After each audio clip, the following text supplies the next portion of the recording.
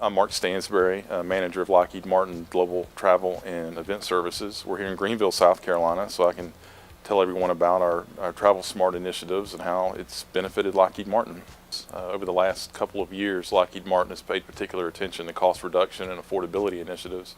And to that point, global travel is taking the forefront in finding ways to save the company money. And we've done this by providing reports to the various business areas that identify poor travel behavior. Put particular focus on is identifying early purchases of tickets, 0 to 6 day purchases, 7 to 13.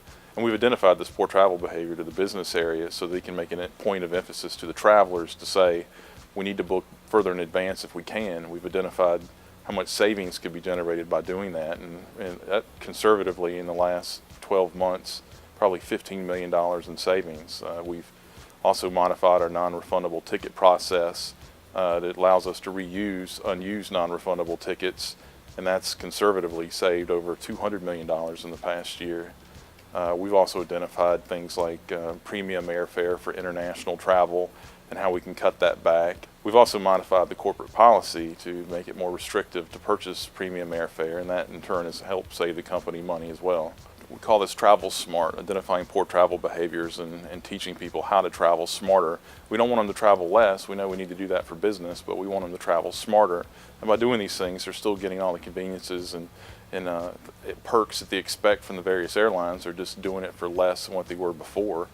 Things like carpooling and the various other ways to save money on travel has really gone over well with the business areas, and we've monitored the change over the last couple of years and seen a marked improvement in these behaviors. But we haven't seen any degradation or of services that are provided, nor have our travel suppliers complain that our spend is down and we don't justify the discounts that we've been getting in the past. Of course, they always want to make as much money as they can, but they know that if they value our business and consider us good corporate partners, and also knowing that we monitor them very closely, they help us with these by providing us with various reports on ancillary costs and things like that. So they're more partners in this relationship as opposed to suppliers, and they've been really supportive in it as well. Areas that I think is relatively untapped as far as negotiated savings as far as travel is concerned is the dining.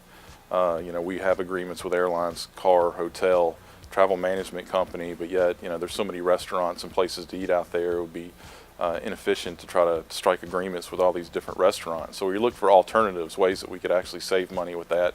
And we've contracted with a company called DeNova, who has a unique business plan where they incorporate different companies into their program, like Lockheed Martin, who has a managed travel program, and then also restaurants. And what they do is they get a certain percentage back from the restaurant, depending on the U.S. bank card or whatever MasterCard is used by the traveler. Can identify what company they work for. They get a little bit of the cut. We get a rebate on the back end, so we're actually saving some money by not even having to point out what restaurants to the travelers they need to go to. We can encourage them, but we're getting money back on the tail end, which is very nice. I'm Mark Stansbury with Lockheed Martin, and I appreciate y'all coming to South Carolina.